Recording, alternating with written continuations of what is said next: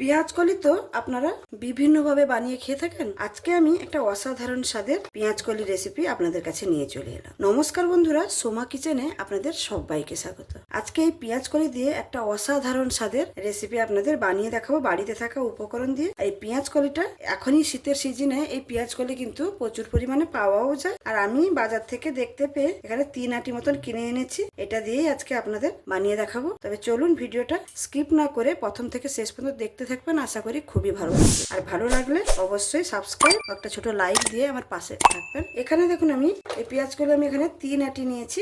এই 3 আটি দিয়ে আজকে রান্না করে দেখাবো। প্রথমে পেঁয়াজগুলোকে ভালো করে আমি ধুয়ে নিয়েছি, কিন্তু তারপরে এটাকে এরকম হাতের কাছে এরকম গুছিয়ে নেব, দিয়ে ভালো করে ছোট ছোট করে কেটে নেব।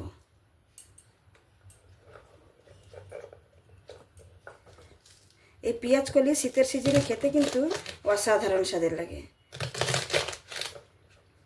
বেশি বড় করব না, একটু ছোট ছোট করেই কাটবো।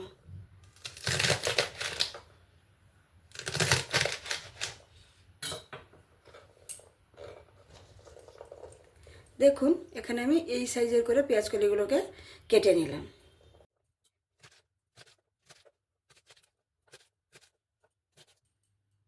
সমস্ত পেঁয়াজ কলিগুলোকে সুন্দরভাবে কেটে নিয়েছি, দেখুন এরকম ছোট ছোট করে।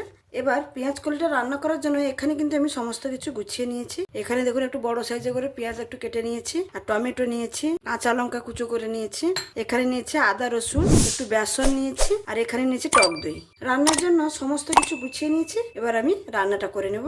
রান্নাটা করে নেওয়ার জন্য এখানে আমি একটা কড়াই বসিয়ে নিয়েছি, আর কড়াইতে পরিমাণ মতন একটু তেল দিয়ে দেবো। আমি এখানে সরষের তেলে রান্নাটা করছি, আপনারা চাইলে সাদা তেলেও করতে পারেন, তবে কিন্তু সরষের তেলে করলে রেসিপিটা খেতে আরো ভালো লাগবে। তেলটা গরম হয়ে গেছে, আমি এখানে 2টো শুকনো লঙ্কা দিয়ে দেবো ফোড়নে, আর তার সঙ্গে দিয়ে দেবো 5 ফোড়ন। ফোড়নটা সুন্দরভাবে ভাজা হয়ে গেছে। এবার দিয়ে দেবো রসুন যে থেতো করে রেখেছিলাম সেই রসুনটা। রসুনটাকে হালকা করে একটু ভেজে নেব। তারপরে দিয়ে দেবো এই পেঁয়াজ কুচিটা।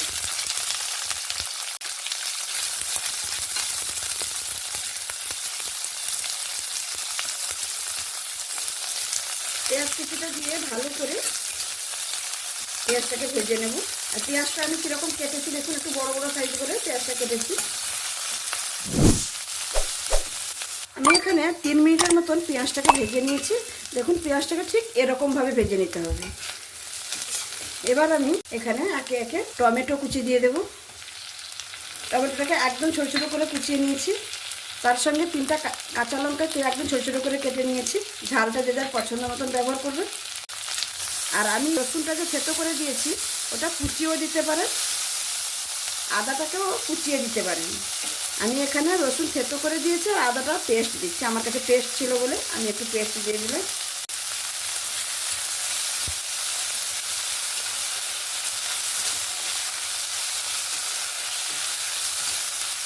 পেঁয়াজের সঙ্গে টমেটো, কাঁচা লঙ্কা, আদা সুন্দরভাবে 2 মিনিট ধরে আমি কষিয়ে নিয়েছি। এবার আমি এখানে বেসন দিয়ে দেবো। এখানে বেসন নিয়েছি, এই বেসনটা আমি এখানে 2 চামচের মতো ব্যবহার করব। দিয়ে বেসনটাকে ভালো করে ভেজে নেব, যাতে বেসনের কাঁচা গন্ধটা না থাকে। সুন্দরভাবে কিন্তু বেসনটাকে এখানে সময় দিয়ে 5 মিনিটের মতন সময় দিয়ে বেসনটাকে ভেজে নিতে হবে। এখানে কিন্তু অবশ্যই গ্যাসের ফ্লেমটাকে স্লোতে রাখবেন, নাহলে কিন্তু বেসন পুড়ে যাবে। বেসনটাকে 3-4 মিনিট ধরে আমি ভালো করে ভেজে নিয়েছি। দেখুন দেখলেই বুঝতে পারবেন যে বেসনটাকে সুন্দরভাবে ভেজে নিয়েছি। এবার আমি এখানে দিয়ে দেব যে টক দইটা রেখেছি, সে টক দইটাকে আমি ফেটিয়ে নিয়েছি, সেটা এখানে দিয়ে দেব।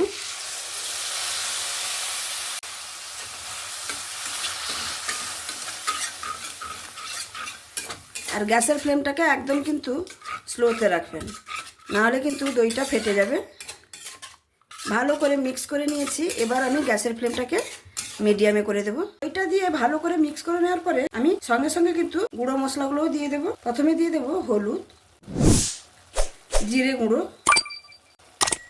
ধনে গুঁড়ো, সামান্য একটু ঝাল লঙ্কার গুঁড়ো, আর দেখতে ভালো হবে বলে একটু কাশ্মীরি লঙ্কার গুঁড়ো, আর তার সঙ্গে দিয়ে দেবো গরম মশলার গুঁড়ো সামান্য, আর স্বাদ মতো লবণ। আর একটু টেস্টটাকে ব্যালেন্স করার জন্য একটু গুড়ের পাউডার দিয়ে দেবো। এখানে আপনারা চিনিও ব্যবহার করতে পারেন। চিনি খাওয়াটা স্বাস্থ্যের পক্ষে ভালো না, এটা হচ্ছে আখের গুড়ের পাউডার, এরকম পাওয়া যায় মার্কেটে। যেহেতু আমি দইটা দিয়েছি সেই জন্য ব্যালেন্সের জন্য আমি এখানে একটু মিষ্টি ব্যবহার করলাম। দিয়ে ভালো করে মশলাটাকে কষিয়ে নেব। এই মশলাটা কষাতে কষাতে দেখুন জলটা পুরো টেনে নিচ্ছে, যেহেতু বেসন আছে সেই জন্য একটু সময় নিয়ে মশলাটাকে কষিয়ে নিতে হবে। মশলাটা সুন্দরভাবে কষানো হয়ে গেছে, তেল ছাড়তে শুরু করেছে। এবার আমি কেটে রাখা পেঁয়াজ কলিগুলো দিয়ে দেব, দিয়ে ভালো করে মিক্স করে দেব।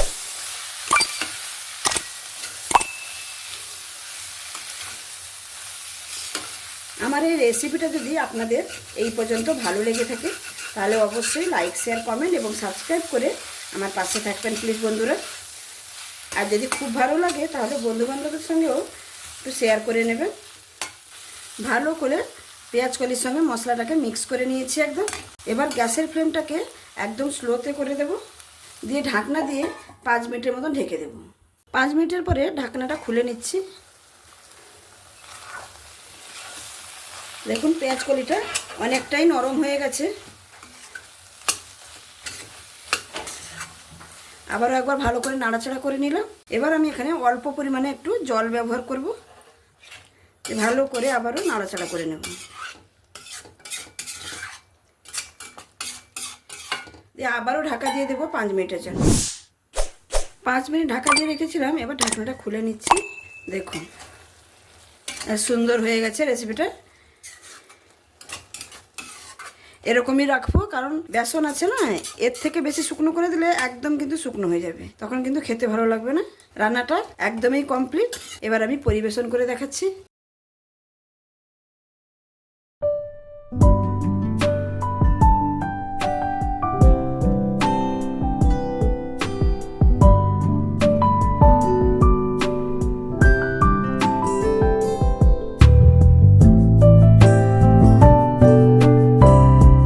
বন্ধুরা দেখলেন তো, পেঁয়াজ কলি দিয়ে একদম নিত্য নতুন ভাবে একটা রেসিপি বানিয়ে দেখালাম। দেখতে কতটা সুন্দর হয়েছে আর খেতে কিন্তু অসাধারণ স্বাদের হয়ে থাকে। এটা কিন্তু রুটি, পরোটা, ভাত সবের সঙ্গেই দারুণ স্বাদের খেতে লাগে। আপনারা একবার, এখন তো প্রচুর পরিমাণে মার্কেটেও পাওয়া যাচ্ছে, যাদের বাড়িতে বাগান আছে কথা নেই, তা সবসময় পাওয়া যাচ্ছে এই পেঁয়াজ কলি। একবার এরকম ভাবে বাড়িতে বানিয়ে দেখুন, বাড়িতে খেয়ে কিন্তু সবাই কিন্তু প্রশংসাই করবে। আমার এই রেসিপিটা যদি আপনাদের ভালো লেগে থাকে তাহলে অবশ্যই লাইক, শেয়ার, কমেন্ট এবং সাবস্ক্রাইব করে আমার পাশে থাকবেন। আর যে সকল বন্ধুরা অলরেডি সাবস্ক্রাইব করে আমার পাশে আছেন তাদেরকে অসংখ্য ধন্যবাদ। আর যারা এখনো সাবস্ক্রাইব করেনি প্লিজ বন্ধুরা সাবস্ক্রাইব করে আমার পাশে থাকুন। আমি যখনও কোনো নতুন রেসিপি আপলোড করব আপনাদের কাছে সঙ্গে সঙ্গে কিন্তু পৌঁছে যাবে। তাহলে আজকে এখানেই শেষ করছি, আবার দেখা হবে অন্য কোনো দিন অন্য কোনো রেসিপির সঙ্গে। সবাই ভালো থাকবেন, সুস্থ থাকবেন, সাবধানে থাকবেন।